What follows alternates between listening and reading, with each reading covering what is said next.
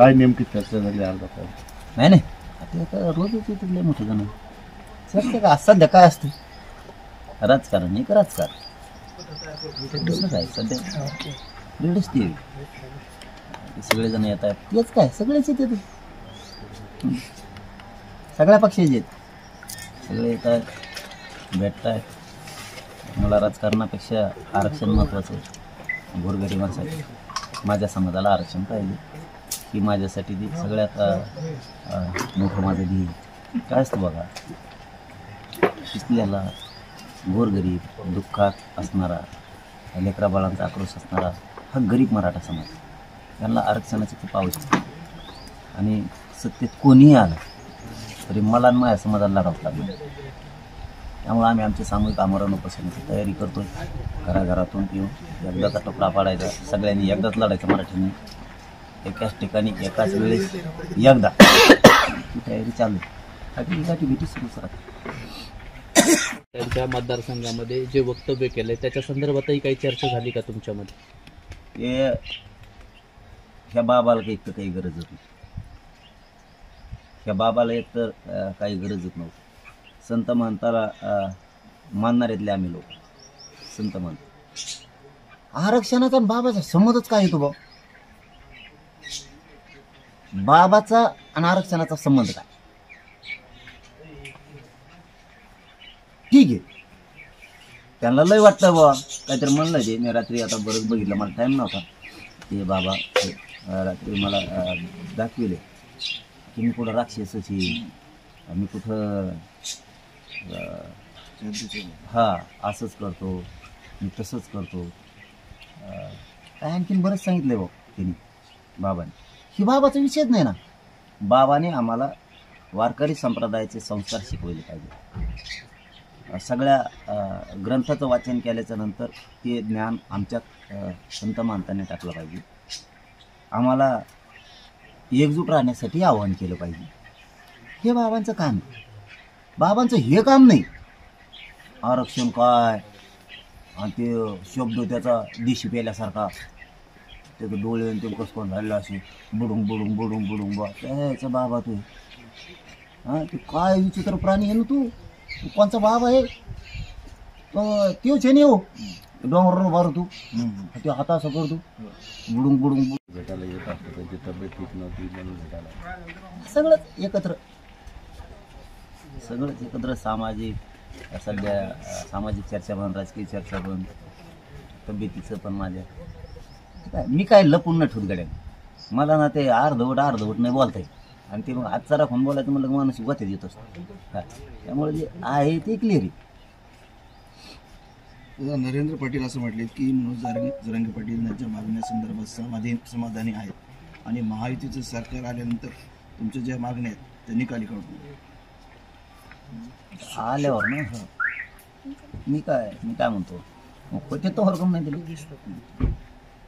होते तर वर्गम नाही चला ठीक आहे त्याचा बोलण्याचा उद्देश आहे आता आमच्या समोर सामूहिक उपोषणाची लढाई आमच्या समोर सध्या कारण जे हालापेष्टा झाल्या समाजाचे आहे खूप हालापेष्टा झाल्या समाजाचे खूप कोणी नाही राहिलं माझ्या समाजाला आणि माझ्या समाजाच्या बाजूने कोणी नाही राहिलं ते बोलणं एवढंच माझ्या समाजाच्या बाजूने गोड बोलणं भावनिक बोलणं लाडीगुडी लावणं एवढंच आहे माझ्या समाजाच्या बाजूने खरं दुःख माझ्या समाजाचं कोणी जाणून घेत नाही त्याला आरक्षण पाहिजे प्रत्येक 5 वर्षाला हेच म्हणलं जातं तुम्हाला देऊ तुम्हाला आरक्षण देऊ तुमच्या मागण्या मान्य करू तुमचं जातीच्या लेकराचं कल्याण करू हे करू बघू हे पाठच झालंय आमच्या माझ्या समाजाचं दुःख कोणी जाणत नाही माझ्या समाजाला आरक्षण पाहिजे ते मी घेणार आहे आणि ती बी ओबीसीतूनच घेणार या ठिकाणी संजय शिरसाट सुद्धा येऊन भेटलेत आणि ते म्हणले महायुतीचं सरकार येईल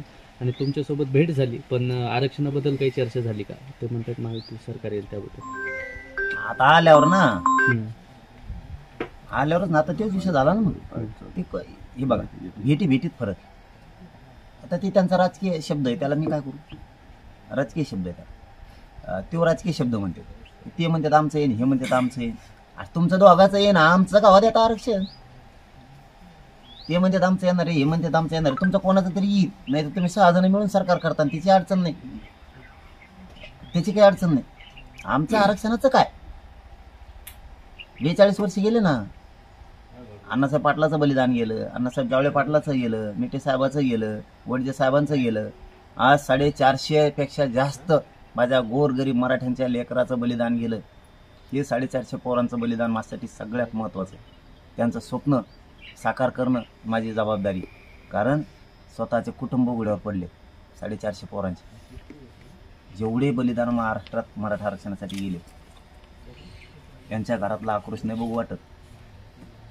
बघूच वाटत नाही. त्यांचे संसार उघड्यावर पडले, ते आमच्यासाठी लय महत्त्वाचं आहे. त्यांचं स्वप्न साकार करणं आमच्यासाठी लय महत्त्वाचं आहे. खरे बलिदान ही आहे. 450 पोरं ही मी नाही वाया जाणार.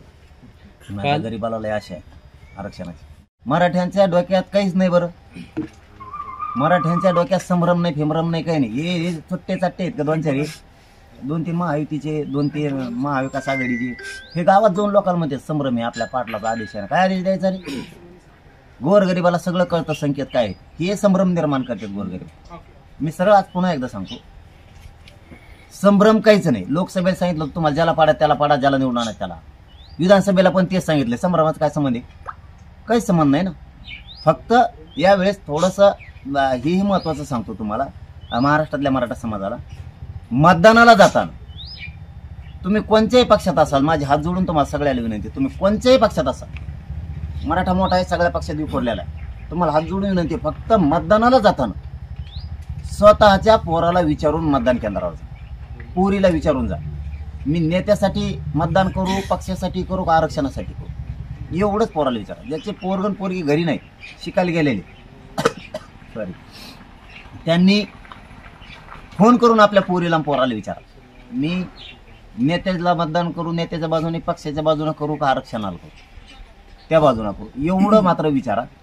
कोणीही स्वतःच्या लेकराला न विचारता मतदान केंद्रावर जाऊ नका. शेतकरी मराठ्यांनी सुद्धा आपण आपल्या पोराला, पोरीला, नातवाला विचारा, मी नेत्याला मोठं करू, पक्षाला मोठं करू, मतदान कोणाला करू का आरक्षणाच्या बाजूने करू, हे मात्र विचारा. तुम्ही जर आरक्षणाच्या बाजूनं नाही राहिले, आरक्षणाला विरोध करणारे जर नाही पाडले, तर तुमचे लेकरं तुम्हाला कधीच माफ नाही करणार.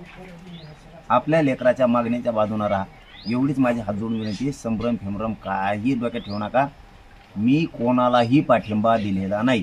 महाराष्ट्रात जो उमेदवार असतो, मग तो कोणाचा असं ना, आता उमेदवार म्हणलं मी संपला विषय. आता महाराष्ट्रातल्या प्रत्येक मतदारसंघात असणारा विधानसभेला उभा राहिलेला उमेदवार कोणचाही असो, एकालाही आपला पाठिंबा नाही. मालक हा समाज ठेवला, मत त्याच्या हातात आहे. मालक ते मी कोणाच्याही दावणीला मराठा समाज बांधला नाही, माझा ऐकतो म्हणतो. मालक त्यांना ठेवलंय, तुम्हाला ज्याला मतदान करायचं त्याला करा, ज्याला पाडायचं त्याला पाडा. मालक स्वतः तुम्हाला ठेवलंय, तुमच्यावर काही संकट येऊ नये पूर्ण काळजी मी घेते. आता पुन्हा शेवटचं सांगतो, माझ्या मराठा समाजानं ज्याला मतदान केलं, ज्या आमदाराला केलं असेल, ज्या उमेदवाराला केलं असेल, आणि तो निवडून आलाय किंवा काही हो, तुम्ही तर काम केलंय त्याचं, त्याने तुम्हाला साथ देणंही देणं. याचबरोबर आणखीन एक गोष्ट सांगतो, तुम्ही ज्याला मतदान केलंय ना त्या आमदारात फक्त मला नाव सांगा, गुपचिप का नाव, याला आम्ही केलं, ह्यो तुमच्या सहकार्यावर कसं उभा राहत नाही, ह्यो मागण्या कसा मांडत नाही, मी ते बघ. तुम्ही त्याची काळजी करू नका. म्हणून संभ्रमात मराठ्याने राहू नका. कोणाला करावं कसं करावं, संभ्रम फेमरम काय नाही, एक शिक्का एकजुटीने चालायचं सगळ्यांनी. अजिबात गडबडीत राहायचं नाही, गोंधळात राहायचं नाही. मी कधीच सांगणार नाही, माझ्या पोटात जे आहे ते तोंडात असते. मी कधीच संभ्रम निर्माण करत नाही. पहिल्या दिवशी एक बोलायचं, दुसऱ्या दिवशी एक बोलायचं. मी सॉरी, तुम्ही शेवटपर्यंत माझी वाट उगाच बघू नका. मी कसलीही सूचना देणार नाही, कसला आदेश काही नाही. मी काहीही सांगणार नाही. तुमच्या हातात आहे कोणाला करायचे, आणि केल्याच्या नंतर फक्त मला कधीही काय सांगा की आम्ही याला केलं, मग ते कसे तुमच्या मागण्या तुमच्या कामं करत नाही ते मी बघतो. त्याची काळजी करू नका. एबीपी माझा, उघडा डोळे बघा नीट.